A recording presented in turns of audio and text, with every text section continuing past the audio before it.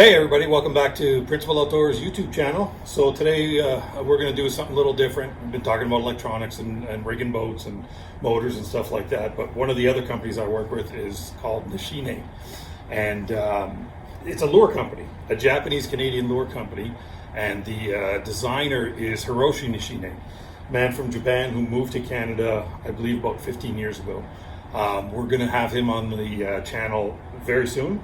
But for now, I just wanted to go through a couple of the baits that changed the way I fish. It just blew my mind how good these lures were. I wasn't looking to start working with a lure company as a sales rep, but when I started talking with Hiroshi and started using the lures, I said, this stuff it really is incredible. It really is different than anything out there. So let's go through a couple of my favorite baits, and you can let me know what you think in the comments. I appreciate all subscriptions. If you can hit the subscribe button, hit the like button if you like it, hit the dislike button if you don't like it, that's fine. But let's go through a couple of baits now and see what's happening with Nishine. So this is, I am not a crankbait fisherman. I never have been a crankbait fisherman. Shallow crankbaits, yes, no problem. Deep crankbaits, I've caught maybe one fish on a super deep crankbait, so I'm not a crankbait fisherman until I started fishing this. This is a Chippewa DD blade, okay? Get a look at it here. This, now you'll notice obviously there's a blade on that crankbait, right? And that's, when I first looked at it before I met Hiroshi, I looked at that and I said, oh cool, somebody put a blade on a crankbait, that's different. But it didn't really register with me until I started fishing it and started catching incredible amounts of fish on this. And the thing with this bait is, not only, this is what makes me think a bait is good. When you're catching big fish and you're catching tiny fish, in other words, everything in the lake is hitting this thing, this bait angers everything in the lake. I don't know why. Hiroshi will come in and explain it to you, but this blade makes a big difference. It upsets them. I had an old fishing partner, Eugene, a long time ago, who said, sometimes you just got to piss him off and he'd start throwing a buzzbait and catch some fish. I think this is the same thing. Sometimes you got to piss him off, and this blade really gets them going. So this one will dive. I've used it 12 feet, 10, 12, 15 feet. I've actually just strolled it behind the boat and caught fish on it. It's an amazing, amazing crankbait, and I urge you to try it. That, by the way, is my favorite color. This one and this one. These are my two favorite colors in the lakes that I fish, northern Ontario, northern Quebec. They also make it in a more shallow runner. That's a Chippewa RB. So same idea, same blade, but a more shallow runner. This one does really well as well. But I really prefer that deep runner. Just the Bassmaster Elite Series, we're just fishing in the Tennessee River. It was pre-spawn apparently, and the fish were very skittish. That's the kind of lure. I wish I was down there fishing that lure with that blade on it, because I know it could have triggered a few more strikes. The other thing with these crankbaits is the hooks that they use on these this is a Japanese company called Ichikawa hooks. And I honestly have never, I would not talk about the hooks if they were just average hooks. I wouldn't even bring it up. But these Ichikawa hooks are the best treble hooks I have ever seen. Now, I've caught multiple fish on these baits and never changed the hooks. They stay sharp and they are very, very, very strong. Caught big pike on it, no damage to the hooks. Super, super good hooks. So there's 4 different crankbaits in the Nishine lineup, and Hiroshi will come in and talk about all 4. Those 2 are my favorite. The blades on it, so Chippewa DD, Chippewa RB. Just buy one and try it out. I'm sure you'll catch fish. I've had store owners talk to me about how they were throwing a different crankbait on a spot that they knew held a bunch of walleye, throwing a different crankbait, trying a different crankbait. They knew they were there. They saw them on the sonar, whatever it was. Couldn't get bit. Put this on, first cast got bit. There's something about that blade on that crankbait. Next up on my favorite lures are the smelt heads. So these are jig heads, right? So right there, there's a couple of different sizes, 3 different colors, a couple of different sizes. Now, the first time I met Hiroshi, he showed me this, and I said, okay, so it's a jig head. Like, who cares? What's so good about it? He goes, you don't understand. It sits straight in the water. I go, okay. He goes, yeah. He goes, a lot of jig heads, they'll sit at an angle like this when you hold them in the water, but the smelt head will sit horizontal like that. And I said, okay, sounds pretty cool. Started trying it out, and sure enough, see how that sits perfectly horizontal? So kind of, it might have been developed for ice fishing because you're always vertical fishing, obviously, when you're ice fishing, right? So it's very important to have a natural bait that sits horizontal like that, right? But, you know, I use it I love swim bait, like soft swim bait fishing for largemouth. I just love throwing a big swim bait out in deeper water. And I'll use that jig head, that smelt head. This is a big 5/8 ounce. So I'll use that over 15, 20 feet of water, 25 if I want. Depends how patient I am, right? And it just swims totally straight in the water. Very, very natural.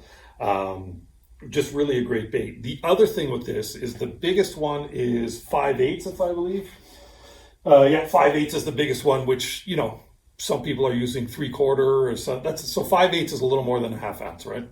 Some people are using 3/4 ounce, an ounce weight to fish deep. But because the head on this bait is so narrow, you see how narrow that is? This thing falls at an incredible rate. Like, it'll get to the bottom real quick. So if you want to fish it in 30 feet of water, you can, no problem. It sinks like a rocket.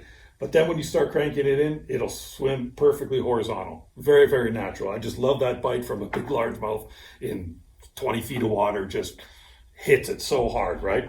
I like to pair these up with Jackal Rhythm Waves. I don't work with Jackal, but it's just a great swim bait to put on this smelt head from Nishine. But any swim bait will work. The interesting thing with this is I don't want to pile on Jeff Gustafson's win, who just won that Bassmaster, but he was doing a technique that I had never heard of called moping, where they would just he was just suspending this jerk bait on a jig head right above the fish that he would mark on the graph. So he'd suspend it above, like a couple of feet above the fish. And he was saying how important it was that the bait stays horizontal. And that's exactly what this jig head does. Now, if you compare it to another jig head, see how that one does not sit horizontal. Now this is a jig head designed for other stuff. I'm not saying this is a bad jig head. It's designed for other stuff probably. But the point I'm trying to get across is that you can't just grab any jig head and use it as a swim bait head. So take a look at the smelt head from Nishine. Couple of other baits. We're going to talk eventually about drop shot minnows. This is a super soft drop shot minnow. Works really, really, really well. And this is a jig. Looks like a flipping jig. Kind of like a flipping jig. Right, but this is the football jig, the finesse football jig, right? This is actually was designed on Lake Erie for smallmouth fishing, for dragging through rocks, but I've caught plenty largemouth on it, right? But if you notice this is the big thing I've learned from Hiroshi is, you see that snap on there? Now, we're all bass fishermen. We're purists in the sense that we'll say, hey, you don't use a snap. You don't use a snap for anything. Maybe a jerkbait, you use a snap, right? One thing I learned is that, a largemouth, they're smart enough. The bigger ones are a bit smarter, but they're not looking for a snap. Like, they're not going to look at a bait and say, oh my goodness, there's a snap on there. I'm not going to bite it. I'm sure that'll never happen, right? So the reason why you do want to snap on this bait is because your jig is to be dragged through rocks, right? You're dragging it through rocks. That snap will keep you from breaking off so much better than just having a straight line tied to it. Plus, you get extra action out of the bait as well because it's loose on the end on that snap. So try it. Use a snap with your jigs, with your flipping jigs. Nishine makes snaps, super strong snaps, but a lot of companies make snaps that are great. Try it. The biggest thing that changed my mind was this setup right here.